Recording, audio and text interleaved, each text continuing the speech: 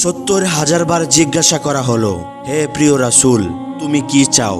রাসূল সাল্লাল্লাহু আলাইহি ওয়াসাল্লাম বলেছেন, হে আমার প্রতিপালক, হে আমার রব, হে আমার বিচার দিনের স্বামী, আমার উম্মতদেরকে ক্ষমা করুন।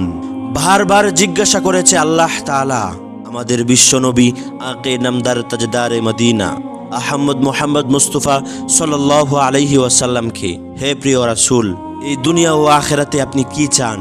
আপনি কোন জিনিসটা সব থেকে বেশি ভালোবাসেন? কোন জিনিসটা আপনি সব থেকে বেশি মহব্বত করেন? ওই জিনিসটা আপনি আমাকে বলেন, আমি রব্বে কারিম আপনাকে ওই জিনিসটা দান করব।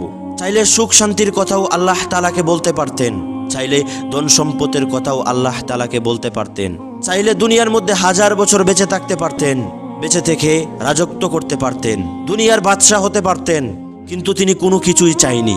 শুধু একটা জিনিসই চেয়েছেন, হে রব্বে কারিম, আপনি আমার উম্মতদেরকে মাফ করে দেন, আপনি আমার উম্মতদেরকে ভালো রাখেন, আপনি আমার উম্মতদেরকে কষ্ট দিয়েন না, মৃত্যুর পরে যেন তারা সুখে থাকতে পারে। যে রসুল আমাদের জন্য এত কান্নাকাটি করেছেন, যে রসুল আমাদেরকে এত ভালোবেসেছেন, যে রসুল আমাদেরকে না দেখেই এত মহব্বত করেছেন, সেই রসুলকে আপনি কিভাবে কষ্ট দেন?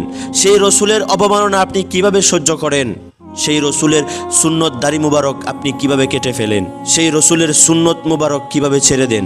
নিজেকে একটা বার প্রশ্ন করুন ভাই, আল্লাহ রসুল কি করেছেন আমাদের জন্য, আর আমরা কি করছি?